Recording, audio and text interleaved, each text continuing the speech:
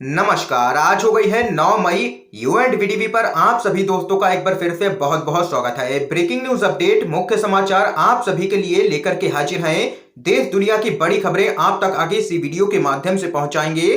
तो वहीं दोस्तों, सबसे पहली बड़ी खबर में जानेंगे कि प्रधानमंत्री बनने के लायक नहीं है नरेंद्र मोदी। डॉक्टर मनमोहन सिंह के समर्थन में उतरी है देश की जनता। बड़ा पोल हुआ है, बड़ा सर्वे है, इसके नतीजे काफी चौंकाने वाले हैं। आप लोगों के लिए जानना जरूरी है, इसलिए लगातार हमारे साथ आगे इसी वीडियो में बने रहिएगा। तो वहीं दोस्तों, खबरों की तरफ चलने से पहले आप लोगों से एक छोटा सा निवेदन है कि अगर आप लोग भी प्रधानमंत्री मोदी को एक फेल प्रधानमंत्री मानते हैं तो अभी इस वीडियो को लाइक कीजिए, चैनल को फ्री में सब्सक्राइब करके बेल के आइकन को जरूर दबाइए दोस्तों, और कमेंट बॉक्स में कमेंट करके अपनी राय जरूर बता सकते हैं कि आप लोग प्रधानमंत्री मोदी के इस्तीफे की मांग करते हैं या फिर नहीं। पहली बड़ी खबर आप लोगों को बताते चलें, एक बड़ा सर्वे सामने निकल के आया है जो कि सीधे तौर पर बताता है कि प्रधानमंत्री मोदी बनने के लायक नहीं है नरेंद्र मोदी। जी हां दोस्तों, आप लोगों को बताते चलें, सीधे खबर की तरफ चलते हैं। आप लोगों के सामने एक सर्वे आ चुका है जिसमें लिखा है आप लोगों ने 10 साल मनमोहन सिंह जी के देखे हैं और 7 साल प्रधानमंत्री मोदी के भी देख लिए। आप लोगों के अनुसार इनमें से अच्छा पीएम कौन है या किसका कार्यकाल अच्छा रहा है? 2 ऑप्शन थे, पहला था मनमोहन सिंह, दूसरा था नरेंद्र मोदी। और जो आंकड़े सामने निकल के आए हैं वो यहां पर बेहद ही चौंकाने वाले आंकड़े हैं। तो वहीं दोस्तों, अब आप लोगों के सामने यहां पर इस पोल का रिजल्ट भी सामने निकल के आ चुका है जिसमें 62,940 लोगों ने वोट किया है। और जो नतीजे हैं वो आपके सामने हैं। मनमोहन सिंह के समर्थन में 62% जनता उतर के आई है, यानी कि 62% जनता का कहना है कि मनमोहन सिंह के प्रधानमंत्री रहते हुए 10 साल अच्छे बीते, जबकि यहां पर 38% लोगों ने प्रधानमंत्री मोदी के समर्थन में वोट किया है। उन्होंने 7 साल नरेंद्र मोदी के कार्यकाल को अच्छा कहा है। लेकिन कुल मिलाकर के देखा जाए तो 62% जनता ने मनमोहन सिंह पर भरोसा जताया है और अच्छा प्रधानमंत्री माना है।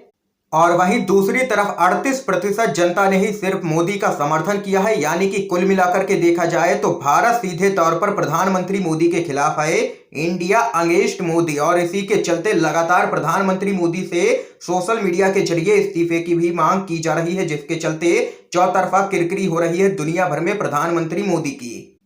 तो वहीं दोस्तों, अब आप लोग भी अपनी राय इस खबर पे जरूर बताइएगा कि आप लोग मनमोहन सिंह के समर्थन में है या फिर नरेंद्र मोदी के समर्थन में है। कमेंट बॉक्स में कमेंट करके जरूर बताइएगा। और अगर आप लोग डॉक्टर मनमोहन सिंह को एक अच्छा प्रधानमंत्री मानते हैं तो अभी इस वीडियो को लाइक कीजिएगा।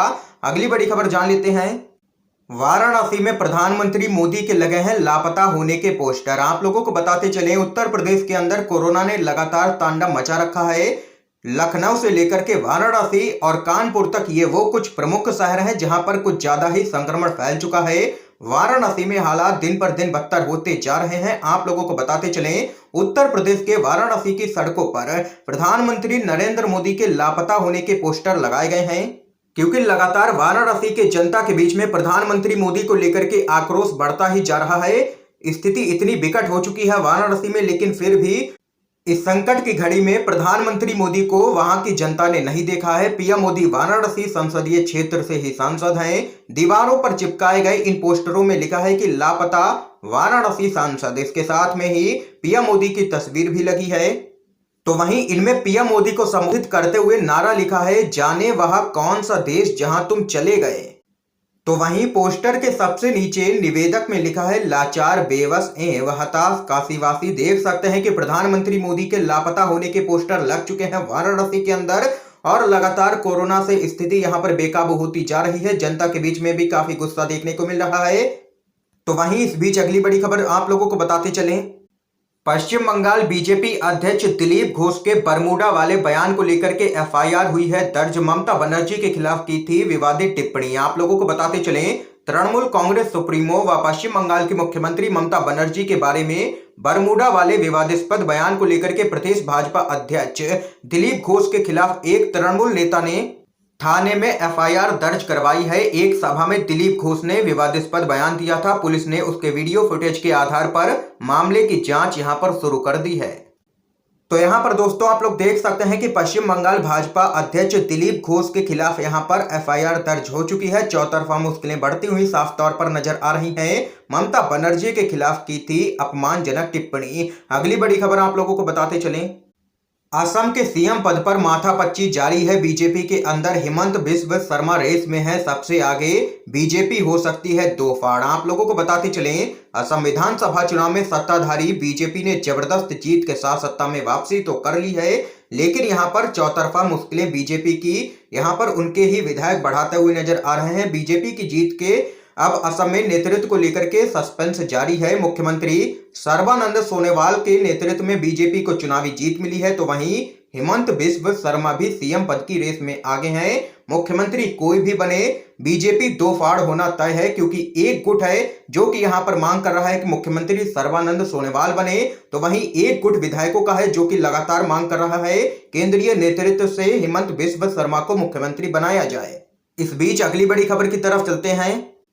किसान बोले, अगर ये ऑक्सीजन सिलेंडर हमारे खेतों में पैदा होते तो हम किसी को यूं तड़प करके मरने नहीं देते। आप लोगों को बताते चलें, देश भर में फैली कोरोना महामारी में अब तक लाखों लोगों ने अपनी जान खो दी है। कोरोना पीड़ितों के परिवार अस्पतालों में असहाय होकर के अपनों को मरते हुए देख रहे हैं। ऐसा इसलिए है क्योंकि इस देश की सरकार सिर्फ अपनी राजनीति चमकाने का लगातार काम कर रही है। विपक्षी दलों के द्वारा कई बार यह आरोप लगाया जा चुका है कि मोदी सरकार सिर्फ पूंजीपतियों की ही सरकार है, जो कि आज साबित भी हो चुका है। कोरोना महासंकट में आज गरीब और मध्यम वर्गीय परिवार बेसिक स्वास्थ्य सुविधाओं के लिए अस्पतालों में तड़प रहे हैं। ऐसे में कई गैर सरकारी संगठन लोगों की मदद के लिए सामने निकल के आ रहे हैं। बड़ी तादाद में लोगों को मदद पहुंचाने के लिए दिन रात यह संस्थाएं कामों में जुटी हुई हैं। इस बीच देश में आई संकट की घड़ी में देश के किसानों ने भी लोगों की मदद करने की बात कही है। पत्रकार मनदीप पुनिया के द्वारा एक ट्वीट किया गया है, जिसमें उन्होंने लिखा है कि आज एक किसान ने कहा,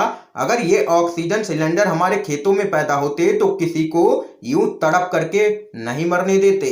गौरतलब है कि किसान इस देश का अन्नदाता कहा जाता है। जब भी देश में कोई प्राकृतिक आपदा आई है, तब तब देश के किसानों ने आगे बढ़कर के लोगों की मदद की है। अगली बड़ी खबर आप लोगों को बताते चलें, नेहरू और गांधी परिवार की वजह से ही चल रहा है यह देश। शिवसेना बोली, सरकार क्यों नहीं रोक रही है सेंट्रल विस्टा प्रोजेक्ट। आप लोगों को दोस्तों बताते चलें, कोरोना महामारी की दूसरी लहर के बीच केंद्र सरकार के सेंट्रल विस्टा प्रोजेक्ट को लेकर के सियासी घमासान मचा हुआ है और यहां पर केंद्र की मोदी सरकार विपक्षी दलों के साथ साथ आम जनता के भी निशाने पर आ चुकी है।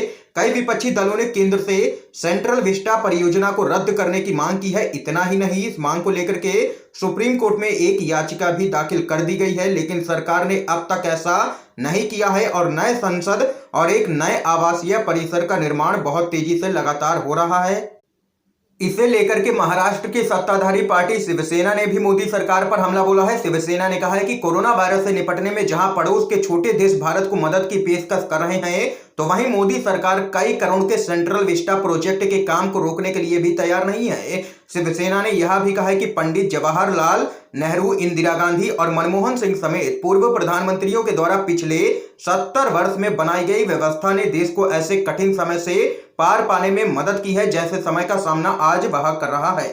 तो वहीं सामना ने आगे कहा है कि साफ तौर पर भारत नेहरू और गांधी के द्वारा बनाई गई व्यवस्था के ही सहारे है। कई गरीब देश भारत को मदद की लगातार पेशकश कर रहे हैं। इससे पहले पाकिस्तान, रवांडा जैसे देश दूसरे देशों से मदद लेते थे, लेकिन आज के शासकों की गलत नीतियों के चलते भारत आज इस स्थिति से गुजर रहा है। कंगाल कर दिया है पूरे देश को इस सरकार ने, ये यहाँ पर कहना है शिवसेना का। दोस्तों देख सकते हैं, बड़ी खबर है। इस खबर पे आप लोगों की क्या कुछ राय है जरूर बता सकते हैं कमेंट बॉक्स में। अगली बड़ी खबर जान लेते हैं। सेंट्रल विस्टा संभले हालात इतने ना बिगड़ जाएं कि पीएम निवास को ही अस्पताल में तब्दील करना पड़े, बोले हैं वरिष्ठ पत्रकार पूर्ण प्रसून वाजपेयी। आप लोगों को बताते चलें, भारत में कोरोना संक्रमण के हर दिन यहां पर रिकॉर्ड तोड़ मामले लगातार सामने निकल के आ रहे हैं। इस बीच भारत की स्वास्थ्य व्यवस्था पूरी तरीके से चौपट है।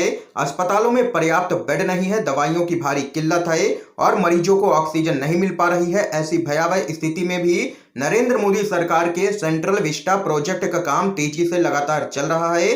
प्रोजेक्ट के काम को आवश्यक सेवाओं के तहत रखा गया है ताकि लॉकडाउन में भी काम ना रुके, जिस कारण यह आलोचना का विषय लगातार बना हुआ है। तो वहीं पूर्ण प्रसून वाजपेयी ने सेंट्रल विस्टा पर तंज कसते हुए अपने ट्वीट में लिखा, सेंट्रल विस्टा संभले, कहीं हालात इतने ना बिगड़ जाएं कि पीएम निवास और राष्ट्रपति भवन को ही अस्पताल में तब्दील करना पड़ जाए। तो वहीं दोस्तों इस बीच अगली बड़ी खबर आप लोगों को बताते चलें, महामारी पर कंगना रनौत की बयानबाजी। भारत को ऑक्सीजन की नहीं बल्कि धर्म की जरूरत है। जिसके अंदर जहर भरा होता है वो हमेशा ही जहर उगलता है और नफरत फैलाता है। आप लोगों को बताते चले, कंगना रनौत लगातार विवादों में बनी हुई हैं और लगातार यहां पर गलत बयानबाजी कर रही हैं कंगना रनौत। इसी के चलते उनका यहां पर ट्विटर अकाउंट भी परमानेंटली सस्पेंड हो गया है। तो वहीं दोस्तों, इस बीच आप लोगों को बताते चले, देश भर में ऑक्सीजन की भारी किल्लत है, लेकिन यहां पर कंगना रनौत ने एक बार फिर से जहर उगला है। आप लोगों को बताते चले, कंगना रनौत का जब से ट्विटर अकाउंट सस्पेंड हुआ है तब से वह इंस्टाग्राम पर एक्टिव हो चुकी है। उन्होंने एक पोस्ट शेयर करते हुए लिखा है, भारत को और ऑक्सीजन की जरूरत नहीं है बल्कि धर्म की जरूरत है। यानी कि इस महामारी के दौर में भी देख सकते हैं कि हिंदू मुस्लिम करने से बाज नहीं आ रहे हैं ये बीजेपी के अंधभक्त। तो वहीं दोस्तों, एक और बड़ी खबर जान लेते हैं। कोरोना संकट के दौरान आलोचनाओं को दबाने में लगे हैं मोदी। लैंडसेट के संपादकीय में हुआ है तीखा प्रहार। आप लोगों को बताते चले, मेडिकल जर्नल द लैंडसेट में प्रकाशित एक संपादकीय में कहा गया है कि प्रधानमंत्री नरेंद्र मोदी की सरकार की प्राथमिकता कोविड महामारी को नियंत्रित करने की कोशिश करने की बजाय ट्विटर पर आलोचना को हटाना है। पत्रिका में कहा गया है कि मोदी सरकार संकट के दौरान आलोचना और खुली बहस पर लगाम लगाने की लगातार कोशिश कर रही है। रिपोर्ट के हवाले से अनुमान लगाया गया है कि भारत में इस साल 1 अगस्त तक कोविड-19 से 10 लाख लोगों की मौत हो जाएगी। संपादकीय में कहा गया है कि अगर ऐसा हुआ तो मोदी सरकार इस राष्ट्रीय तबाही के लिए सीधे तौर पर जिम्मेदार होगी, क्योंकि सुपर स्प्रेडर के जोखिमों के बारे में चेतावनी के बावजूद भी मोदी सरकार ने धार्मिक उत्सवों को अनुमति दी, विशाल राजनीतिक रैलियां की और भारत की बर्बादी के लिए सीधे तौर पर प्रधानमंत्री होंगे जिम्मेदार। ये यहां पर देख सकते हैं कि लैंडसेट के संपादकीय में तीखा प्रहार किया गया है। बड़ी खबर सामने निकल के आई है। अगली बड़ी अपडेट की तरफ चलते हैं। कोरोना संकट में भाईजान ने एक बार फिर से बढ़ाया है मदद का हाथ। 25,000 लोगों के बैंक अकाउंट में डालेंगे सीधे पैसे। आप लोगों को बताते चले, कोरोना महामारी की दूसरी लहर पूरे देश में बेलगाम हो रखी है। रोजाना 4 लाख से भी ज्यादा नए मरीज लगातार सामने निकल के आ रहे हैं। तो वहीं मौत का आंकड़ा भी दिन पर दिन बढ़ता ही जा रहा है। ऐसे में राज्य की सरकारों ने संक्रमण की चैन तोड़ने के लिए अपने हिसाब के सख्त पाबंदियां लगा दी हैं, जिसके तहत ज्यादातर राज्यों में लॉकडाउन लगा दिया गया है। महाराष्ट्र में भी कुछ ऐसे ही हालात हैं। यहां संपूर्ण लॉकडाउन लगातार जारी है। ऐसे में मुंबई की फिल्म इंडस्ट्री पर इसका बड़ा असर पड़ा है। फिल्म उद्योग से जुड़े रोजी रोटी कमाने वालों पर इस वक्त संकट गहरा गया है, जिसके बाद एक बार फिर से बॉलीवुड के भाईजान सलमान खान ने इंडस्ट्री के दिहाड़ी मजदूरों के लिए मदद का हाथ यहां पर आगे बढ़ाया है। आप लोगों को बताते चले, 25,000 दिहाड़ी मजदूरों की करेंगे सीधे तौर पर मदद। खबर के मुताबिक सलमान खान 25,000 वर्करों के बैंक खाते में 15,000 रुपए के हिसाब से टोटल 3,75,00,000 यहां पर रुपए की मदद करेंगे। तो वहीं इस बीच एक और बड़ी खबर जान लेते हैं। कोरोना संकट में जीएसटी वसूली पर राहुल गांधी का केंद्र पर जोरदार हमला। कहा, जनता के प्राण जाएं पर पीएम की टैक्स वसूली न जाए। आप लोगों को बताते चले, देश इस समय कोरोना की दूसरी लहर से लगातार जूझ रहा है। कोरोना संकट को लेकर के कांग्रेस के नेता राहुल गांधी ने मोदी सरकार पर एक बार फिर से जोरदार हमला बोला है। उन्होंने पीएम मोदी पर निशाना साधते हुए अपने ट्विटर हैंडल से #GST के साथ लिखा है, जनता के प्राण जाएं पर पीएम की टैक्स वसूली न जाए। तो वहीं अगली बड़ी खबर की तरफ चलते हैं। आईएमए का मोदी सरकार पर आरोप। कोरोना को लेकर के हेल्थ मिनिस्ट्री सुस्त है, सोई हुई है। सरकार ने लॉकडाउन के प्रस्ताव को कूड़ेदान में फेंका। आप लोगों को बताते चलें, कोरोना वायरस की दूसरी लहर ना फैले और लोग सुरक्षित रहें, इसके लिए इंडियन मेडिकल एसोसिएशन यानी कि आईएमए ने केंद्र सरकार से पूर्ण लॉकडाउन की मांग की थी, लेकिन केंद्र सरकार ने उनके प्रस्ताव को कूड़ेदान में डाल दिया। आईएमए ने केंद्रीय स्वास्थ्य मंत्रालय को लिखा था कि केंद्र सरकार और स्वास्थ्य मंत्रालय नींद से जागे, कोरोना संकट में आ रही चुनौतियों का सामना करे, लेकिन ऐसा कुछ भी मोदी सरकार ने नहीं किया और मोदी सरकार सोती रही, जिसकी वजह से आज देश के अंदर ये हालात हैं। ये यहाँ पर दोस्तों आज की तमाम बेहद बड़ी खबरें सामने निकल के आई हैं, जो हमने आप लोगों तक पहुंचाई हैं UNVDB के माध्यम से। अगर आप लोगों को ये वीडियो पसंद आया हो तो लाइक जरूर कीजिएगा, ज्यादा से ज्यादा शेयर कीजिएगा इस वीडियो को, ताकि आप सभी के दोस्त भी इन खबरों को जान सकें। ये वीडियो देखने के लिए दोस्तों आप सभी का बहुत बहुत धन्यवाद।